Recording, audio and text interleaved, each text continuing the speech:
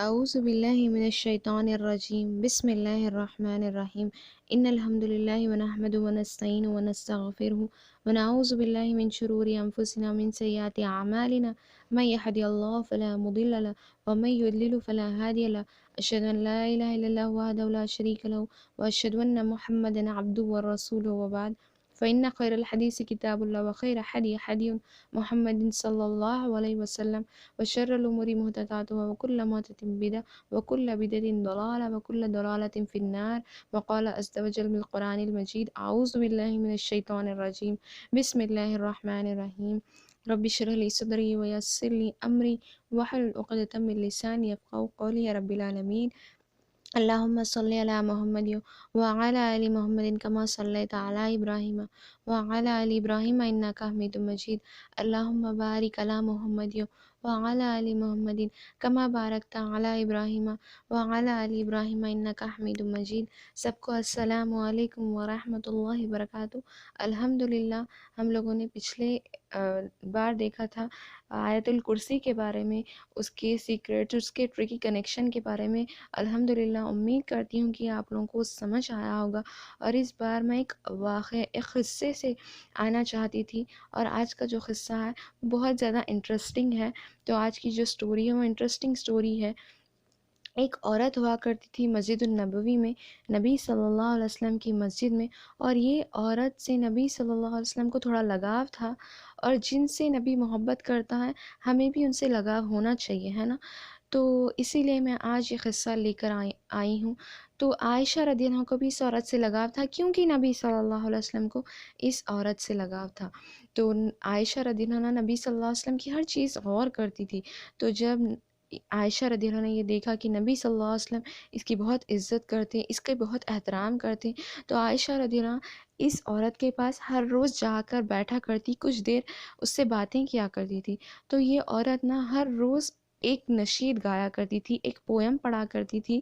وہ ہمیشہ یہ کہتی کہ وہ لال دوپٹے والا دن اللہ کے معجزوں میں سے ایک دن تھا، اور اللہ سبحانہ تعالیٰ نے مجھے کفاریوں سے بچا لیا کہہ کر یہ ہمیشہ یہ نشید گایا کرتی تھی. تو عائشہ رضی اللہ عنہ نے اس بات سنی اور کہا، اس عورت سے پوچھا ایک دن کہ یہ بار بار تم ہمیشہ یہ کیوں پڑھا کرتی ہو، یہ کون سا دن ہے، آخر کیا قصہ ہے تمہارا، اس تمہارے نشید کے پیچھے کا قصہ کیا ہے، مجھے بتاؤ کہہ کر عائشہ رضی اللہ عنہ پوچھتی ہیں. تو وہ کہتی ہیں کہ میں ایک حبشہ کی غلام عورت ہوں، اور جو میرے مالک تھے وہ بدو عرب تھے، یعنی کہ عرب تھے اور وہ بدو تھے. تو میں ان کے یہاں غلام یا ان کے یہاں کام کیا کرتی تھی، اور اس کی بیٹی کے پاس لال دوپٹہ تھا جو بہت زیادہ قیمتی تھا، اور اس کے اوپر سونے کے کچھ چیز لگے ہوئے تھے تاکہ وہ شان بتانے کے لیے، ایسی چیزیں کی ہوتی ہیں کہ ان کی شان بتانے کے لیے. تو اس طرح کا دوپٹہ تھا، اور وہ ہمیشہ اس دوپٹے کو اوڑھا کرتی تھی. تو ایک دن یہ ہوتا ہے کہ ایک کبوتر رات میں آتا ہے اور وہ اس دوپٹے کو لے کر جاتا ہے. تو جب صبح اٹھتی ہے وہ لڑکی، وہ میرے مالک کی جب لڑکی صبح اٹھتی ہے تو اس نے دیکھا کہ اس کا دوپٹہ غائب ہے، اور وہ زور سے چلانے اور چیخنے لگی کہ میرا دوپٹہ غائب ہو گیا، میرا دوپٹہ غائب ہو گیا. تو تمام لوگوں کو اس نے اکٹھا کیا، اور سب لوگوں نے میری طرف شک کی نظر سے دیکھا، اور وہ مجھ کو تحقیق کرنے لگے اور مجھ سے پوچھ تاچھ کرنے لگے. تو میں نے کہا کہ میں نے دیکھا تھا کہ ایک کبوتر آیا اور اس کے لال دوپٹے کو لے کر چلا گیا. تو جب یہ بات وہ کہتی ہے، یہ بات جب میں نے کہا تو میرے مالک اور اس کے سب لوگوں نے مجھ کو اتنا ڈانٹا اور کہنے لگے کہ تمہیں اس سے بہتر قصہ نہیں ملا، کہ تمہیں اگر جھوٹ بولتی تو اچھا جھوٹ بولتی کہ لوگوں کو، ہم کو سمجھ آئے کہ بات عقل میں پڑے، ایسا جھوٹ کیسے کہہ سکتی ہو تم، کہہ کر اس کو ڈانٹنے لگتے، اس کو تکلیف اور اذیت دینے لگتے ہیں، اس کا سارا سامان پھینکتے ہیں اور اس کو تلاش کرنے لگتے ہیں. اور اس وقت اتنا رونے لگتی ہے کہ وہ کہتی ہے کہ میں نے یہ دیکھا ہے، یہ یہی ہوا تھا، اور میں نے اس کی چیز چوری نہیں کی ہے کہہ کر وہ رونے لگتی ہے. تو لوگ اس کو ہر طرف تحقیق کرتے ہیں، اس کے کپڑے پھینکنے لگتے ہیں، اس کو تکلیف اور اذیتیں دینے لگتے ہیں، اس کو ڈانٹنے لگتے ہیں. تو اتنے میں وہ اللہ سے دعا کرتی ہے کہ اے اللہ مجھے بچا لے، تو بس مجھے بچا لے. وہ رونے لگتی ہے. تو اللہ سبحانہ تعالیٰ نے دیکھی کیسا معجزہ کیا کہ کچھ ہی دیر میں وہ کبوتر وہ دوپٹے کو سب کے سامنے پھینک کر چلا جاتا ہے. سبحان اللہ. دیکھیے اللہ کے معجزوں میں سے ایک ہے، کیونکہ جب آپ کا دل واقعی تکلیف میں ہوتا ہے اور آپ کی آنکھوں میں سے وہ آنسو نکلتے ہیں نا، تو اس وقت نا اچھی دعائیں کرایا کیجیے، کیونکہ اس وقت جو بھی ہم دعا کرتے ہیں نا قبول ہوتی ہے۔ جب آپ کا دل تکلیف میں ہوتا ہے، جب آپ کی آنکھوں میں آنسو ہوتے ہیں وہ اللہ کے سامنے، تو اس وقت بہترین دعائیں کیجیے، خاص کر اللہ سے اپنی بخشش مانگیے، معافی مانگیے، ہدایت کی دعا کریے، تو اس وقت کی دعائیں نا بہت قبول ہوتی ہیں۔ تو بہترین دعائیں کیجیے اس وقت جب ہمارا دل تکلیف میں ہوتا ہے اور آنکھوں میں آنسو ہوتے ہیں۔ تو اللہ نے ان کی دعا قبول کر لی اس عورت کی، اور اس وہاں پر ان کی اس الزام سے بری کر دیا۔ تو سب کے سب لوگ، جیسے وہ کبوتر لا کر دوپٹہ ڈالتا ہے تو سب لوگ شرمندہ ہوتے ہیں، اور وہ عورت کہنے لگتی ہے، دیکھا میں نے کہا تھا تم لوگوں کو، لیکن تم لوگوں نے میری بات نہیں مانی، کہہ کر وہ ان کے اوپر چلانے لگتی ہے۔ تو وہ کیا کرتے ہیں کہ بہت زیادہ شرمندہ ہوتے ہیں اس چیز کے لیے، اس کو تکلیف اذیت دینے کے لیے، اس کی سامان پھینک دینے کے لیے، اور اس کو اس غلامی سے آزاد کر دیتے ہیں۔ جب وہ آزاد ہو جاتی ہے تو وہ سنتی ہے کہ نبی صلی اللہ علیہ وسلم اسلام کی طرف لوگوں کو بلا رہے ہیں، اور زیادہ تر اسلام قبول کرنے والے غلام ہیں اور بہت لو سٹیٹس کے لوگ ہیں۔ تو وہ بھی جاتی ہے اور اسلام قبول کرتی ہے، کیونکہ اس عورت کی نہ تو آگے پیچھے کوئی تھا، نہ تو یہ بھائی بہن تھے، رشتہ دار، دوست، احبار کوئی نہیں تھے، بالکل یتیم اکیلی لڑکی تھی۔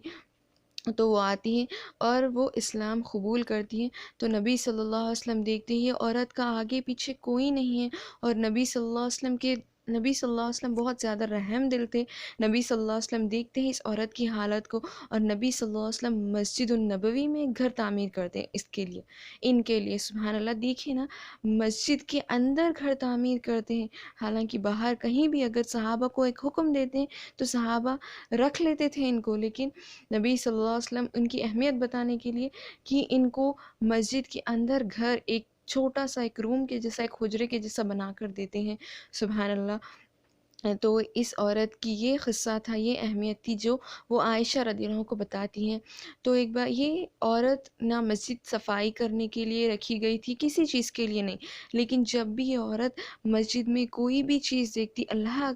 کہ رسول صلی اللہ علیہ وسلم کی مسجد تھی، یہ مسجد النبوی تھی، اور اس میں کوئی بھی کچرا پڑا ہوا دیکھتی تو فوری جا کر صاف کیا کرتی تھی۔ کبھی بھی کوئی کچرا ڈالتے تو وہ ہمیشہ جا کر صاف کیا کرتی تھی، حالانکہ ان کا کام نہیں تھا یہ، نہ تو ان کو کہا گیا تھا کہ تم مسجد کی صفائی کے لیے ہو، نہیں، بلکہ جو بھی کرتی اللہ کی راہ میں اپنے دل سے اور خوشی سے کرتی تھی، اللہ کے لیے کرتی تھی۔ دیکھیں نیت بھی کتنی اہم ہے، اور ہر چیز کے پیچھے اللہ نیت ہی دیکھتا ہے، نیت کے حساب سے ہمارے نیکیاں ملتے ہیں۔ تو نیت صاف رکھیے ہمیشہ۔ تو یہ اللہ کی رضا کے لیے کرتی تھی، تو یہ اللہ کے گھر کو صاف کر رہی ہے، اور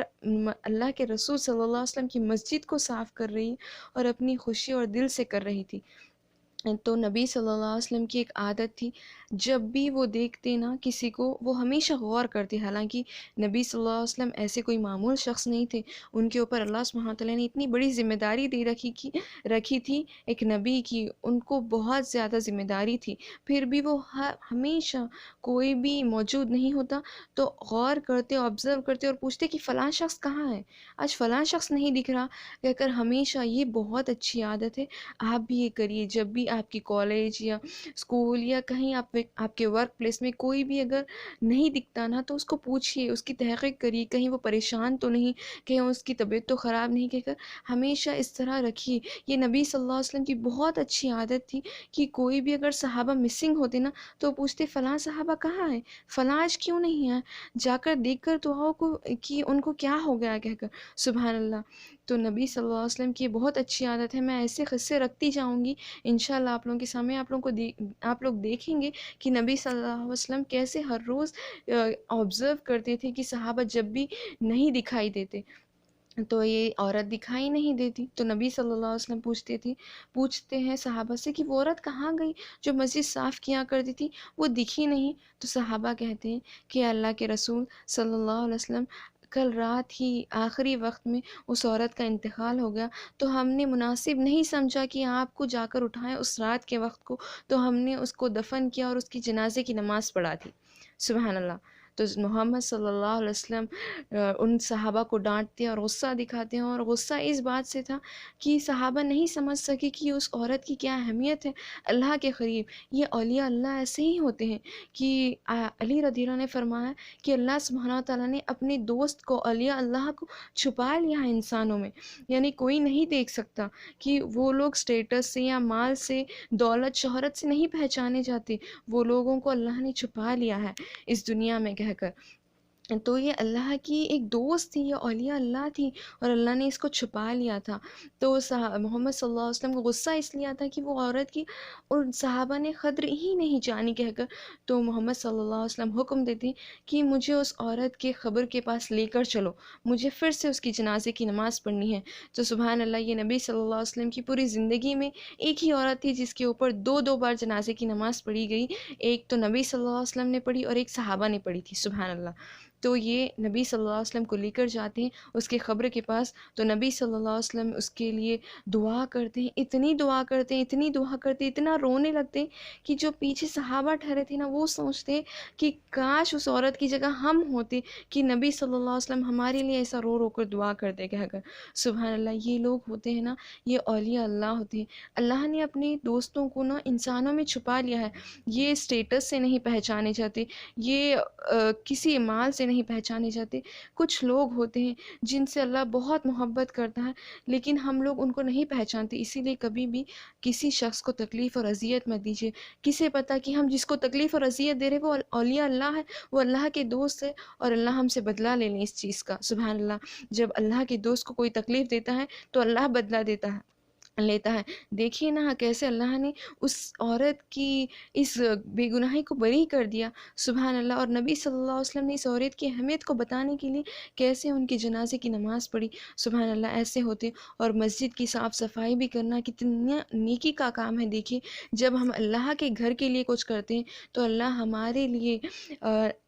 عثمان رضی اللہ عنہ کی حدیث ہے کہ نبی صلی اللہ علیہ وسلم نے فرمایا جب تم دنیا میں اللہ کے لیے گھر بناتے ہو تو اللہ سبحانہ تعالیٰ جنت میں تمہارے لیے گھر بناتا ہے، سبحان اللہ۔ تو اس کے گھر کو صاف کرنے کی، صاف صفائی رکھنے کی تو کیا چیز ہے، کیا اہمیت ہے، دیکھیے نا۔ اسی لیے اللہ کے گھروں کو ہمیشہ صاف کیا کیجیے، اس کے لیے کچھ نہ کچھ جتنا ہو سکے اللہ کے گھروں کے لیے کیجیے، اور جتنا ہو سکے اتنا دیکھیے اولیاء اللہ جو بھی ہوتے ہیں نا ان سے پرہیزگاری کیجیے، یعنی کہ کسی شخص کو تکلیف اور اذیت مت دیجیے۔ کسے پتہ ہم جس کو تکلیف اور اذیت دے رہے ہیں وہ اولیاء اللہ میں سے اور اللہ کے دوستوں میں سے ہو۔ جب اللہ کے دوستوں کو کوئی تکلیف اور اذیت دیتا ہے تو نبی صلی اللہ علیہ وسلم نے فرمایا کہ اللہ بہت غضبناک ہوتا ہے ان شخصیتوں پر، سبحان اللہ۔ اولیاء اللہ کوئی بھی ہو سکتے، ہم میں سے کوئی بھی ہو سکتے، اور اللہ نے اپنے دوستوں کو چھپا لیا ہے۔ تو کسی پر بھی اپنی زبان سے بچیے، کسی کو تکلیف دینے سے بچیے، اذیت دینے سے بچیے۔ کسے پتہ ہم جس کو تکلیف اور اذیت دے رہے ہیں وہ اللہ کے دوستوں میں سے، سبحان اللہ۔ اللہ سبحانہ تعالیٰ ہمیں اولیاء اللہ میں سے کرے، اور ہمیں اللہ سبحانہ تعالیٰ حسن الختام عطا کرے،